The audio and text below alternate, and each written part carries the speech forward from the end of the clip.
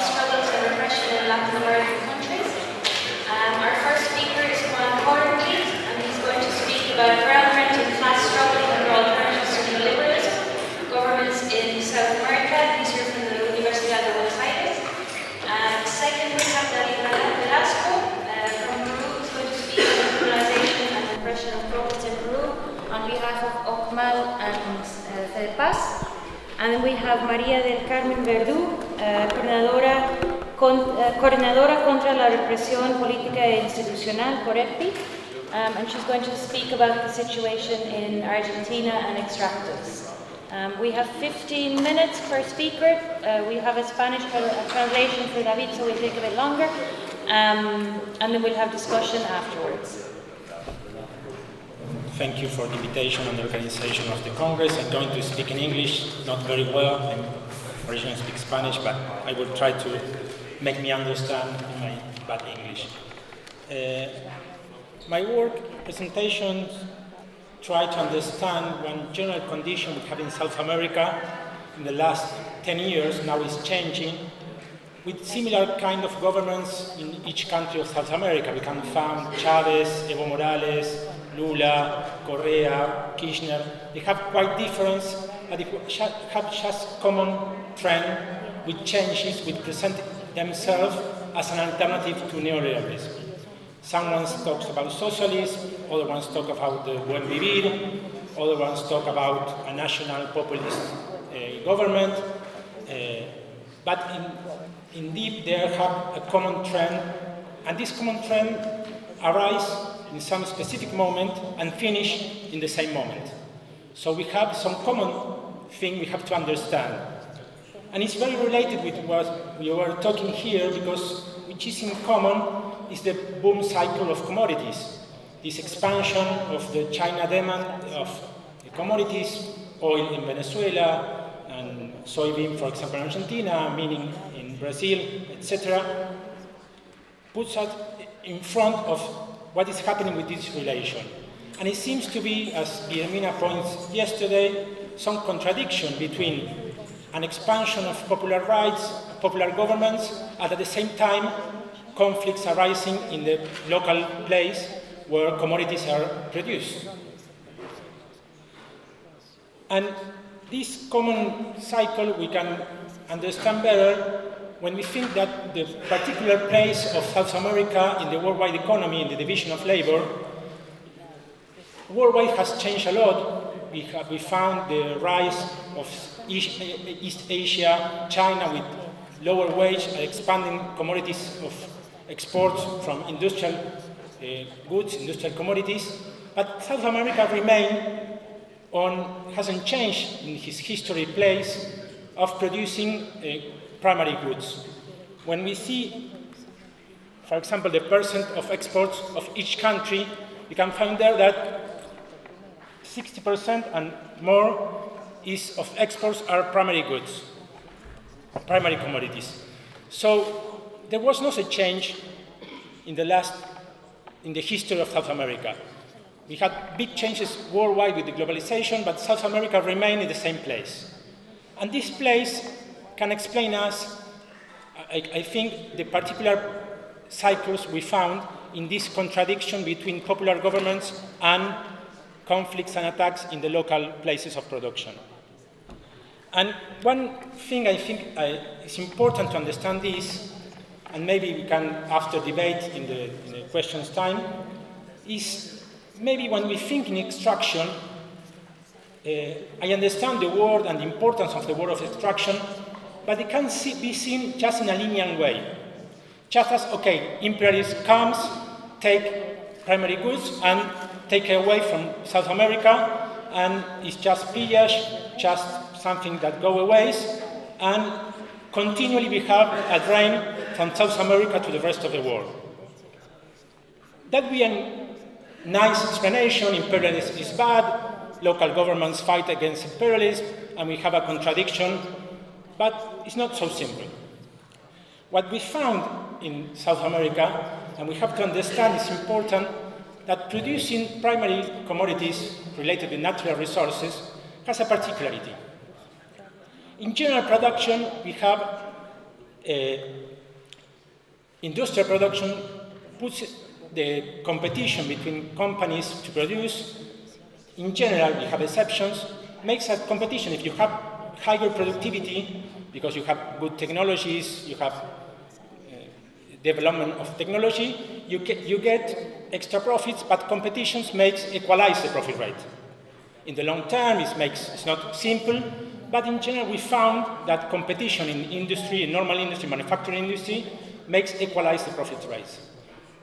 When you go to the place of production of primary goods, the difference of productivity is not from technology, it's from the quality of the land. And we're going to say it's also social conditions and can particularly make extra profits. But we have that certain place of the world, the labor productivity is higher, and that gives extra profits in this sector. And these extra profits, by competition, doesn't remain in the companies, goes to the landowner. They have to pay royalties, they have to pay the price of the land, they have to access the land, they need to, they compete between the companies, and this goes to the landowner. The landowner, we are talking in South America, we have in mining, oil, the landowner is the state. In agriculture, it's private, but it's mainly national, it's not foreign ownership, it's more national ownership in the agriculture. This owner receives money, but in capital, you receive money if you produce something, and land is not produced. Land is not the result of production of labor, you have property, but you have something that has price, but not value in terms of the relation of producing the wealth. In capital, the wealth is produced by the relation with labor. Land has no value, but the owner of the land can get a price of this land. And why this is important? Because as classical political economy has said, Ricardo, is not something new, the landowner is a parasite for the capital, because he gets money for nothing. So capital wants to recover what he loses in the hands of landowner. But this recovery doesn't go just straight outside the country, but it remains in a internal system that is appropriated this ground rent by the state and distributed in all the country. So the expansion in one sector of primary goods, and with a higher price, the frontier expands and makes local conflicts in this expansion, gets some revenues for the state, and the state can make, in these boom cycles of commodities, some policies that make themselves popular. They raise wages, they raise social benefits, expansion of education, and they change what it was the austerity and the neoliberal policies of the 90s when the prices were lower. But the condition to make these popular policies is to attack local population, because they have to expand the frontier to expand the ground rent. So I think this contradiction is important because, and we are thinking here a lot of local fights, that local fights have not only against the state, the policy, and one simple logic of capital accumulation, but also workers that benefit from this. So that makes some contradictions. It's not that just one-way attack where extract and okay is clear who is the enemy, but it makes a complex system where attacking one sector has support of the rest of the workers, and not just the ruling class is attacking, but also you have conflicts inside the workers. Just for show, this is a bit complex maybe, but this is compare the profits in agriculture and oil agriculture in Brazil and Argentina, and oil in Venezuela, just for example. Compare the profit rate with the profit rate of manufacturing in the US. What we found is, one, the line in black, is the level of profits in the States. And the other colors show the profit, the rate of profit in the production of primary goods in these countries.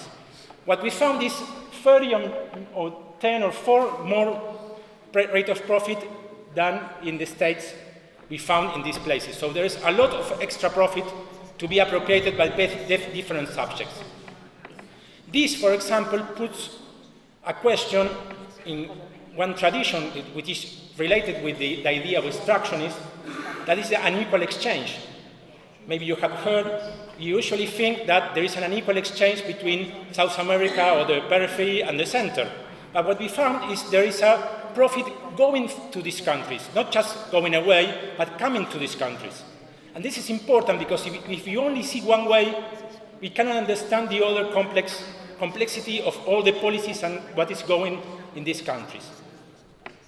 So, in this contradiction, we have to think what happened with this ground rent, which is appropriated by the state, but it doesn't remain in the state.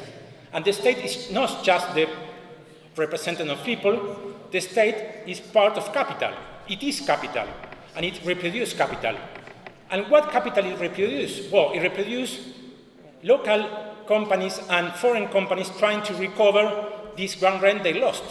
So we have multinationals, we have foreign companies that get automobiles, steel industry, all the development industry, and that gets a complexity of unions, of working class related with these companies. But in general, what we found in South America, that the productivity of these companies is very low. The exports are primary goods. Manufacturing companies doesn't export. They get subsidized, they get protection to survive the worldwide competition because they have very low productivity. So the working class they produce, or the conditions of living of the working class are worse and worse. During the boom cycles, this appeared like, okay, it's a good moment, we can get better conditions, but the general trend is that the lower wages and the workforce is reproducing below its value. And this is important because in the good cycles, the attack of the conditions of local place attack living conditions, and the workers who benefit in some way of the social policies split these kind of conflicts. But in the long run, the same conditions that receive the local workers and the local inhabitants is the same conditions that in the rest of the country. So one moment can make a split, but if we have a long view, we see that the same trend goes in both places. And it's important is because one of the main things I think is strategy politically when we are looking local fights is to think the unity in national or international context. So we need to understand these splits between sectors and social subjects. And this surplus population, I think it's important also to understand that it's also a source of differential ground rent, of this extra profit. Why? Because as working class is reproducing below its value, technologies that are contaminant, that are worse, technologies that maybe that is used in Europe or other countries, can be used in South America. Why? Because as population doesn't need to be reproduced in normal conditions because they don't need this population. Capital is not looking to expand the working class, expand the works to be exploited. They're just expelling it. It's surplus population for capital. They allow them to introduce technologies that can be more profitable by using maybe technologies are banned in other continents. So for finish, what I try to show is